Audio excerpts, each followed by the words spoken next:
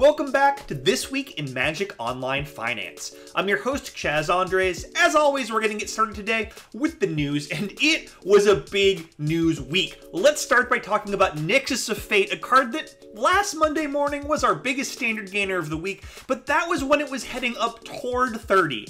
Things got a little bit crazier toward midweek when Saffron Olive began tweeting about the fact that, hey, there was an important standard card that was not available on Magic Online for basically any price in the hours leading up to Pro Tour deck submission. The card actually broke the 60 ticket mark. I think it ended up at 65, 68, maybe even 70 tickets before Wizards of the Coast said, look, we got to increase the treasure chest drop rate on this one, and that caused the price to fall back below the 30 ticket mark, but of course it is on the rise again thanks to Nexus's solid performance at the Pro Tour this weekend. So I do really like Nexus of Fate in a vacuum, but at this point the treasure chest drop rate is 200 times the base rate. That is way too high for me to think at all about speculating, regardless of what the card is doing in paper or what it did at the Pro Tour, because through August 15th it's going to be dropping at that significantly higher rate, and after that Wizards of the Coast says they're going to reevaluate it, so I'd imagine it remains at an artificially high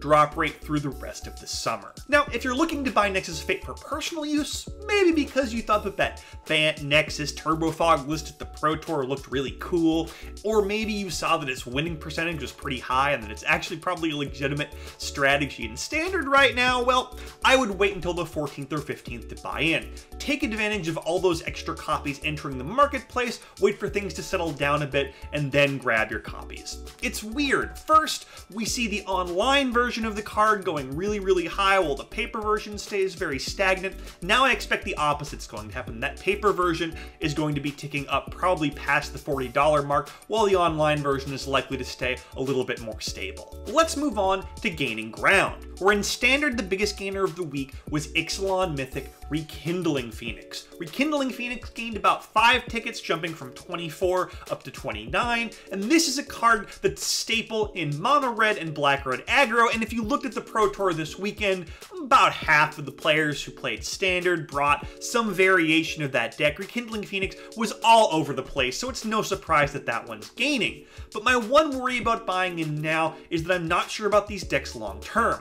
Black red aggro and mono red are going to be losing a lot of their tools after rotation, and it remains to be seen if any of these aggressive or mid-range red decks are going to survive that rotation. But if they do, and Rekindling Phoenix, to be quite honest, has found a home in a lot of different decks over the few short months that it's been legal, the sky is kind of the limit. And at any rate, I expect the short-term gains to continue. This is not just a blip on the radar, this is a slightly larger gaining trend. Taking a quick look at Modern, we can see, of course, that the biggest gainer of the week was Vengevine. It gained about 7 tickets from 6 up to 13, and of course that is because of Black-Red Vengevine, the breakout Modern deck at the Pro Tour, and this is a deck that I like a lot. It is not going to be a flash in the pan. It is a legitimate, resilient, all-in combo deck. People are going to be building and playing with it for a while. So even though Vengevine seems to have stalled out at that 13 ticket mark, I think that this card is going to be stable. I don't see a big stumble coming for Vengevine. Before we move on, it's worth noting that several other key Modern staples have spiked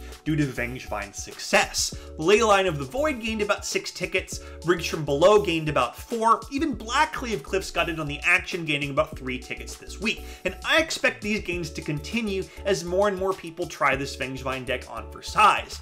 I also expect some secondary spikes for other staples in the deck, like Gravecrawler, as Vengevine works its way at least into Modern's second tier. Let's move on to our biggest loser, where in Standard it was Sarkhan Fireblood. It lost about 2 tickets this week, dropping from 8 down to about 6, and of course that's because Grixis midrange didn't really get much time on camera this weekend, and it didn't break out in force like many in the community had hoped. Now, I don't think this deck is dead, but a 2 of Mythic Rare in a 2nd or 3rd tier Standard list does not an expensive card make. So I'm selling my Sarkhans, and I'm hoping to buy them back closer to the 2 or 3 ticket mark at some point. Moving on to Modern, where the biggest loser of the week was Mox Opal, dropping 8 tickets from 54 down to 46, and the fact that this happened despite a really good weekend for Ironworks combo is pretty telling. And I think the first issue here is that Affinity didn't really show up at the Pro Tour. It's a deck kind of on the wane, and also I think a lot of people think that Ironworks combo's days are numbered, and quite honestly, I agree with them. It's a sort of degenerate strategy that Wizards of the Coast does not like to let survive in the format for long. That said, I'm not selling Mox Opal right now, especially if I have several copies that I'm using in my personal decks. It is the most powerful card in Modern, or if not, it's probably top 5. It will find a home somewhere, so don't panic on this one. Now, today's Sneak of the Week is Gadok Teague, a sideboard card in Modern Humans, and this card was just 3 tickets back in early July. It's up above 7 tickets now, and it's starting to see more play in those human sideboards, including Tiago Saporito's deck that he used to make the top 4 of the Pro Tour this weekend. So this is a card that's been above 10 before. I think it's still got some room to grow. I think it's a buy at 7. Let's end the week by taking a look at the MTGO Traders sales data over the past 7 days. And as always, this gives us a great idea of which cards are the most popular right now, regardless of price increases or decreases. Looking at the overall sales by volume, we can see our usual list of multi-format commons and uncommons at the top. Things like Path to Exile and Lightning Bolt and Fatal Push, and that's pretty standard. Our top rare, Goblin Chainwhirler. And despite the fact that Goblin Chainwhirler had a really good weekend at the Pro Tour, I'm still not buying in. Why? Because it had a really good weekend at the Pro Tour last Pro Tour too, and the price still didn't move all that much. This is not a card that's going to be very good post-rotation most likely, so I'm leaving it alone for now unless I need him for a personal deck. Now, in terms of overall sales by value, Karn Sign of Urza is back at the #1 spot on this list despite not being in the top 5 for the past couple weeks. And this tells me that people are paying attention to Standard again. They're starting to think about their post-rotation decks, and Karn Sign of Urza is absolutely going to be a major part of the metagame after Guilds of Ravnica comes out. So, if you've been holding off on buying these, now is the time. I don't think the card is going to keep dropping, at least not significantly over the next couple of weeks.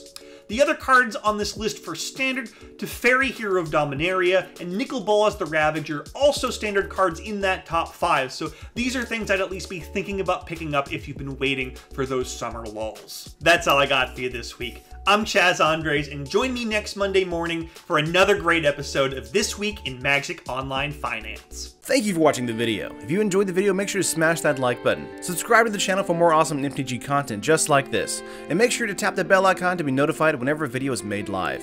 If you want to keep watching content, here are 2 more videos for you. This video and many others are sponsored by MTGO Traders and Cape Fear Games. Buy and sell digital singles to build your online collection today with MTGO Traders, and get your paper singles, accessories, and much more from Cape Fear Games. Whatever your Magic needs, both places have you covered.